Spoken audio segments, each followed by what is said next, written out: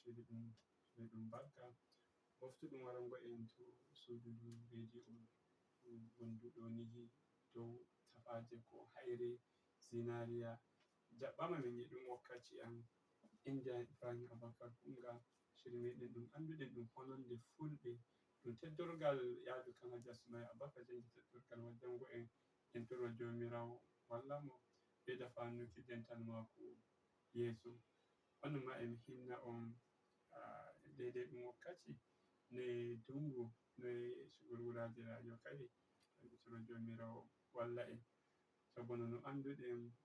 lokaci zuwa lokaci en heɓa woɓɓe garayɓe ɗum waɗa programme e maɓɓe to hande bo ɓe jangi amma goto e dow lawol nane ɗum noddimi ɗum inchallahu emo lawol so to mo wari on nanay mo natti nder programme so nder hundeji ɗi dareten hande e ɗon hokka ko mi wiya gongol ɗerewol ko goɗɗi ɗereji ko defte ɗi kan ministajo salinoɗo jippiɗo kan Dr. Fantami Bindi mo windirigol English mo wi'i why skill rather than just degrees ko ɗum nufi ɗo ni han woni halanma kuuɗe e sukaɓe meɗen jowten sukaɓe meɗen ɓe mbawa ko ɗum mbiyata sana'a wonta ɗon e luggare enen bo ɗum mbi'a kuuɗe ni ɗe ɗum waɗata nama ɗum yahi makaranta ɗum windoyi nama ɗum yahi makaranta ɗum okki ɗereji ɗum mbi'a a hettake ko ɗummataki a hettake ɗummataki to bo enen fulɓe ko ɗum noddirta en kullum woni enen kuuɗe irin ɗe ni han en jadake en doniɗe enen fulɓe en andira durngol en andira demal ngol durngol ngol giton mo ronayi ngol bo wawata waɗangol to waɗaygol bo sai ma yahi ekkitinama ngol ko sai ma yahi joɗake ko hewta ekkitinengol bo ma ɗum jangi lokaci ɗuɗɗum ko hewta wawangol ngal ndemal ngal giten kangal ma ta wawangal sai ma ekkitinama ngal ko hewta bo ekkitoɗa ngal banyema a yoɓi ko hewta ɗum ekkitinma bo ɗum jangay wakkati mawɗum ko hewta bawa to hande nden jogiriɗen durngolji ɗin noye jogiriɗen demalji ɗin to ra halanma jangirde ɗen jangi haala kan Shehu Usman Alani en fulɓe dure deme jangi to noye durirten hande noye demirten hande emiɗi daren ɗum ɗo ɗi hundeji fuɗɗam halanma durngol woni hunde mawɗum ɗum andiri en durngol ngol ni hangol giɗen en ummake en toyi dañoɓe meɗen e waɗa no ɓe ummi ɓe toyi kamɓe ma dañoɓe maɓɓe e waɗa no kamɓe ɓen ton dañoɓe ɓe ma kamɓe ma ɓe ummi ɓe toyi dañoɓe maɓɓe e waɗa to ne durngol ngol hewta joni e zamanu joni ngu jomirawo holli en dole zamanu no waylitori dole enen ma sano'iji men gaylitiren ɗi no zamanu woniri nane kullum ko ɗum bolbata ɗo ni laaɓi ɗi andunoɗen nane to joni ɗi wala bigeje ɗi na'i meɗen jahayno e durwa dinno joni ɗi ngala to noye gaɗeten to ko giɗon jomirawo waddi fu to e wadda goɗɗi eteji ɗi ballititta tagaɓe ɓe keɓa sauki rayuwa maɓɓe hande laabi shukki to na'i duratama ɗum mbi ɗum yeccani en ɗum ɗuuɗa to ni woni no gaɗeten to makka bindi woni en dillidu e zamanu en waɗu ka ɗan kotantago durngol ngol zamanu ngol ɗum mbi'i ɗum durangol zamanu ngol ɗum mbi'i a nokkay goɗɗi na'i ɗi saɗi to wuro gaɗa ka heɓonoy goɗɗe gene ɗe musamman goɗɗe bateji ɗe musamman ɗe gaɗane sai jofa goɗɗi to ladde go wonta ɗon ɗiɗaɓa durngol ngol zamanu fa sai e janguɗo kan wawata ngol an mo jangayi dole keɓowa janguɗo wara ballitinma no ngol waɗirte to sukaɓe meɗen en gaɗiɓe to halanma jangirde nden to ɗiɗaɓa woni en jango sukaɓe meɗen gaɗenɓe to makaranta en yejjutu to ɗum timmini makaranta ɗum waɗata kugal gomnati hokkata duniya kugal joni kuɗe ɗen ma ɗe keɓatako ra wane timmini kugal e nano rema to gesa ra wane timmini makaranta e nano durowa ra wane timmini makaranta kanuma e nano andama koye waɗata ra wane timmini makaranta kame koye watta wala ko waɗata jangirde kayre nde jange na gam wai gomnati hokkuma kugal ko gam koye ɗum hokkuma kugal kayre jangirde hoore mayre ɗum goɗɗum haske wonta ɗon wonda ɗum ballititte kap to jahata kap ko gaɗata to a famay ne gaɗirta ɗum. Hande ko da demal ngal ɗum mbi'ira janguɗo e nano remowa to demal mako ngal fa ngal wartata daidai e demal mo yaha jangirde. Ɗum mbi'ira ton janguɗo mo timmini degree amma emo nanoto na'i to jehe ndare durgol mako ngol on gi'a e ngol ferotiri e durgol mo yahayi makaranta. On ɗon jaɗo makaranta on andi de hankali e ɗon nder mako mo jangata na'i mo yaha mo bonnowa gesa ko mo nyamowa gesa ɗum wartama ɗum sori nagge ko ma ɗum sori gaari ko ma ɗum sori na'i ɗiɗi ɗum yaha ɗum biyo bonnere ɗin ɗon. Hande wala ko fanata en gaɗa bono yoɓugo bonnereji ɗin ɗon. An a nyamayi boɗɗum, a yarayi boɗɗum, a ɓornaki boɗɗum, a jangayi shede jaruɗa gaɗɗa sukaɓe maɗa to makaranta ɓe shahoyi amma en jangi shede ɗuɗɗe en jaha en biyo bonnere ko bo gaynako ma habdi oya o yuppi oya ko o wari oya mo nangama kadine shorata jaha njofowamo a nattayi damuwa a natti ko ɗum damuwa mauɗum. So gonga en gaɗuka yadugo e zamanu halama jangirde nde ɗo kullum e ɗum nodda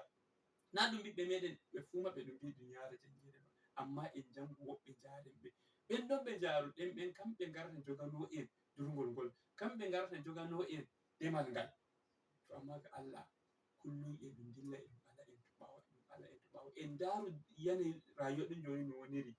na'i ɗiɗo har warti joni to kono ummake ko goɗɗum masifa waroyi ni to joni ɗum alima ɗum wara pullo pullo on koye mo jogi ai ɗum fami na'i men ɗin joni kanji goni komi da komai meɗen.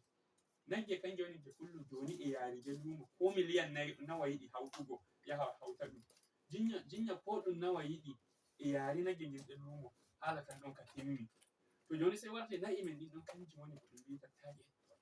ko ummi fu kanji ɗin kawai ko ummi fu kawai kanji ɗin ko ummi fu to a wanyi suka maɗa sahowa a wanyi gaɗa goɗɗum ko ballitittama yeso to na'i ɗin ɗi wari ɗum heñanima ɗi shiya jamu wari heñiɗi ko bo wuyɓe ngari heñiɗi ko bo woɓɓe gaɗanoɓe ma ɓe giɗama e jawdi nden e nder go ɓe ngari ɓe gaɗani ndare babanye to na'i ma to ɗi jarata ndiyam kawai ɗum yaha ɗum waɗo maganije to nder warta na'i to jari kawai gaɗa ka watugo nagge ma yari ndiyam wati moye woni mo nangoyta ɗum wari ɗum wujjiɗi moye nangoyta ko kon ummake ɗum wari ɗi moye jahata nangowa shikenan ɗum alidima hedai ɗum warai ɗum hinnuma ɗum wima ayya non Allah hoddiri to hannu shikenan a soƴƴake ton to a andano sukaɓe maɗa dole ɓe natta goɗɗi hundeji aksari sukaɓe nattuɓe nder irin hundejiji ɗuɗi gartiɗan e en damuwa to on kirdayno e woɓɓe nder maɓɓe irin non ɗo faridi e na'iji maɓɓe nyawu waroyi wuyɓe waroyi kon wari nyamdi na'i ɗin ɗi fuu maji to dama wala ko ɓe anduno ɓe anda demal ɓe anda jangirde ɓe anda komai iya durgol ngol ɓe andi durgol ngol ma irin durgol ngol dennogol ngol nder gonde ñiɓre iya magol ɓe andi to ɓe nantata irin hundeji ɗi ba sai noi to ga Allah en famu en gaɗu ka yadugo en hunde warduno en mi toro jomirawo walla en nder programme sera kanko Sista Sadiya mo jokkake Sadiya jaɓɓama e ton hande bo a jangi sosai to alhamdulillahi Sista a gurguje mi waɗane luggare nde lokaci meɗen yadake dilli kadi bo inchallahu mi andi a wondi e hundeji ɗuɗɗi ɗi jiɗɗa wolwugo yikko on jahi mitinji nder sati ɗuɗɗi bo mitinji na on jaɗi gi on ko keɓoton na a yaɗi ngam hoore maɗa ko ngam wuro maɗa ba a yaɗi ngam fulɓe ɗum yaha ɗum tattauno hundejiji jahayɗi ɗi fulɓe e ndemoɓe ɗi fulɓe e security ɗi fulɓe e ko moye to leydi kullum dama ko dareten probléme ji meɗen kan en andiɗi e ɗi ɗuɗi to amma eya eteji ɗum tokkata ɗum heɓa maslaha dow maji so Sista koye woni saraba gardanɗa en hande. Waalaikum salam.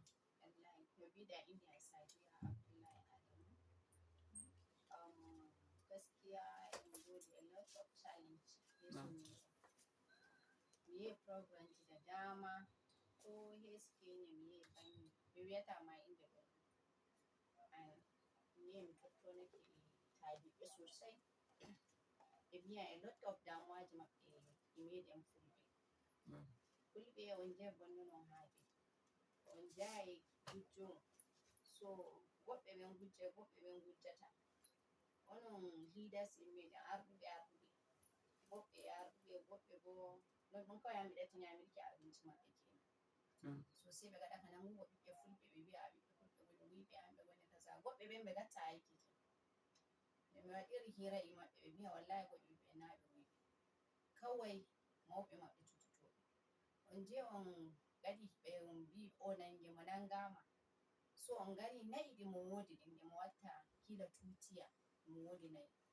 mo soriɗi mo okki o onon laamiɓe ɓen ɗon laamiɓe ɗon to ɓe hokka cede na soja en ɓe hokkata ɗe wallahi alazi ɓe hokkata ɗe taadiɓe yinnawai first time nde mi taɗiɗi taadiɓe kenan so ayi ɗin en keɓa damuwaji enen cututo koye meɗen an gaɗe munyal mi sake to mi warto still dow sukaɓe dow no kodake dotti en mi wiyata tunda joni suka pullo kewtuɗo shekara 16 20 hoccata sauru mo durwa mo yi'a mo ɓuri sembe mo durwa to raru a hoccoyi gaynako on mo koccoyɗa shekara mako 7 ko 13 ko 12 a yobbidimo e nagge ko geme nagge waɗi estimating cede ma gida sori ko geme nagge gotinon sodata sai a wawai itta joni cede okka ɓiɗɗo mo shekara 10 itta million 10 okka mbiya mo yaranma mo resaman to akam to amma sai itta ne'i maɗa billions of naira ittaɗi okkaɗi wai sukaɓe ɓiɗɗo mo shekara 10 kayi imagine wiya hanko durumi tan raru to en dari en gi tsap ɓe ɓiɓɓe bonniɓe wallahi azim e contributing dañuɓe mi attata wigo ka dañuɓe kanun ka woni kowa to en giɗi boɗɗini en kowa to woɗɗina lemuɗum woɗɗin ɓiɗɗo maɗa ta yimo goɗɗo waɗi woɗɗinmo ta dara biya abu dai ɓiɗɗo so en godi damuwaji sosai enen fulɓe en umma woɗɗina to sista ko woni maslaha joni kam ai problem ji kam to mi alliteno ai a nyallai a bolbaɗi so joni kab ko jiɗa bonni fu e ɗon ete ɗum tokkata ɗum bo'ina ɗum ete ɗum tokkata ɗum bo'ina daga dow hala maɓe gita ardiɓe en eɓe hutira e meɗen suka waɗa e nange yare ɗum yaha ɗum jaɓɓowa cede ɗum yaraɗe to handi waɗi nangama ɗum jaɓɓoy cede ɗum yaraɗe to handi ra halanma sukaɓe meɗen e bonna e waɗa ɗume koye woni ɗum maslaha ɗum ya kamata enen matase enen ummoto ta milway gen a waɗa wai kiɗatti bonniki ko a waɗa kidnapping ambrobri menene biya a woɗɗinta haade maɗa wallahi a woɗe wala ɗen daɗi ɗum haade ta waɗi niya woɗuki a woɗai ta waɗi Allah to yeso ma bo Allah on inchallahu maganta ko giɗɗa magam so ta milway gi'a amin a waɗi goɗɗum biya wai mi waɗi ɗum kawai non Allah yiɗi ngam wala mo Allah yiɗi koye wonnere wata cutake goɗɗo inchallahu daga duniya Allah cuɓe a yiyai sakayya so waɗu ko kadi boɗɗina rayuwa maɗa to magana bonne ya kamata ɗum metidi e security ko ta ina hes Kenya mi yahi barikin ladi mi yi bonne ɗe fulɓe gaɗi sosai ɓe nyami gese wane gesa 20 so to ɓe bonni hamɓe kawai security ko nodin hotel nayi maɓɓe turoto yaha desal tuwoko to on mbi gortini bonnuɗo fine to amma sista halama bonnereji ɗiɗo banya ko ɗum mbi'ata fa kamɓe ndemoɓe sai ɓe jaha ɓe shukka laabi fuu har e laabi ɗi gomnati andi ɗi ɗum andi tele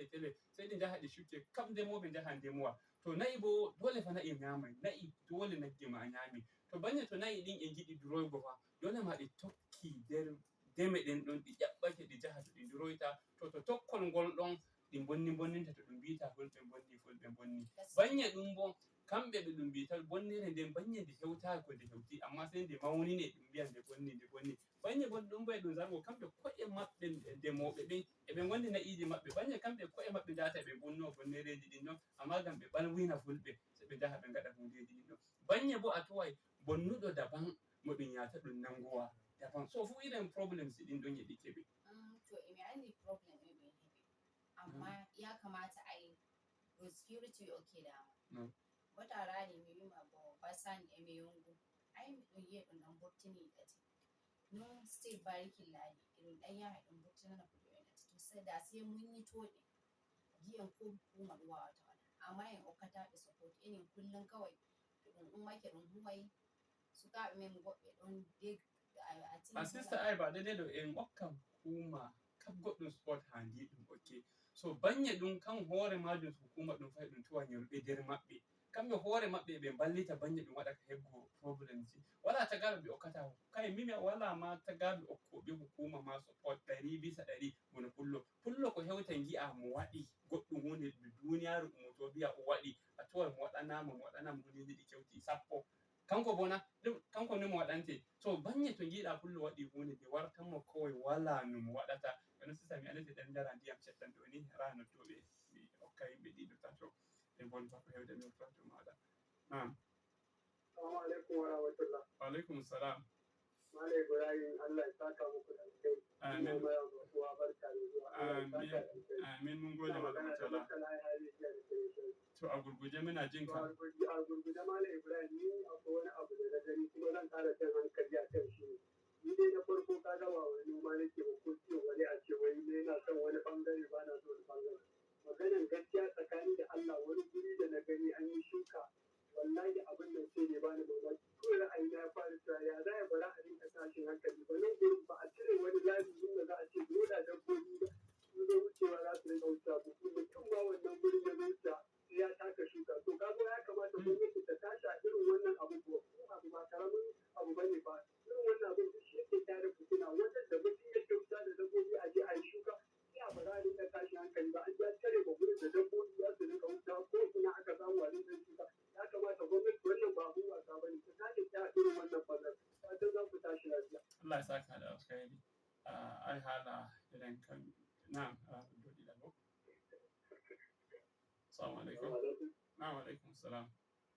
Wani zaman sau ya yi ne kuma ne gungu. Dan Allah ya tama maudo. Dumoy. Wani ba ya gaji da ya wata ne. To emin nan ma.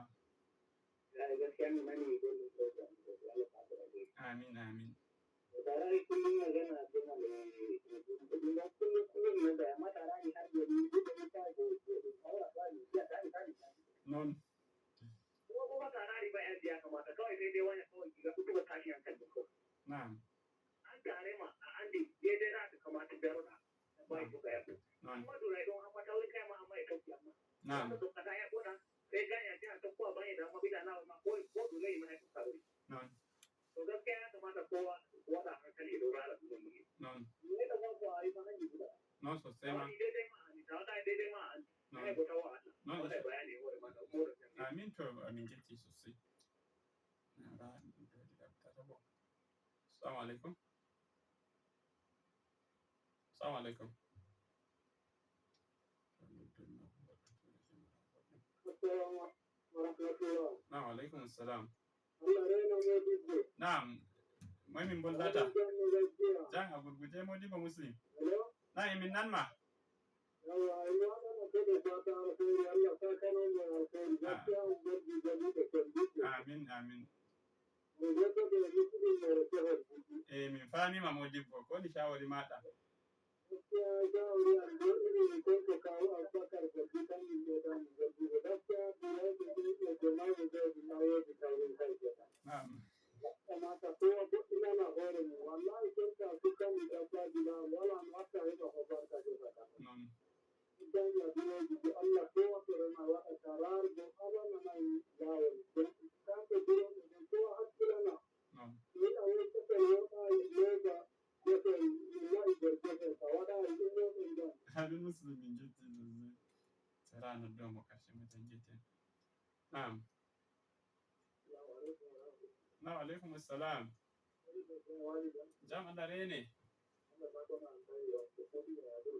Lallai ɗin non ka wani Modibo ya ko ni shawari maɗa. Na'am. Na'am.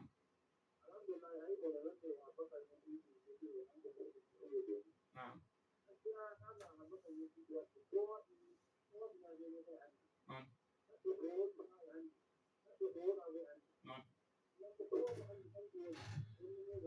Non. Non.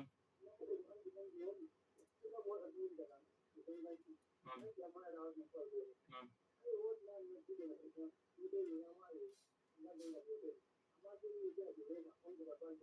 Non.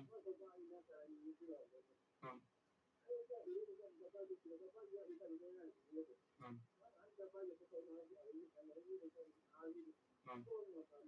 non odibo amin min jetti a sister a gurguje lokaci bai ɗin jirgi ko ni hala maɗa a ƙarshe to hala Allah lami da shiryano in sukaɓe min amin gaskiya in gaɗa kokari inin fulɓe inin ma in gaɗa kokari in muɗin da roɗin leaders en meɗen gan Allah ɓe gaɗa munen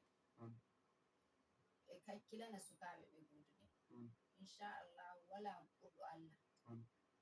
demoɓe mo ngala no ɗum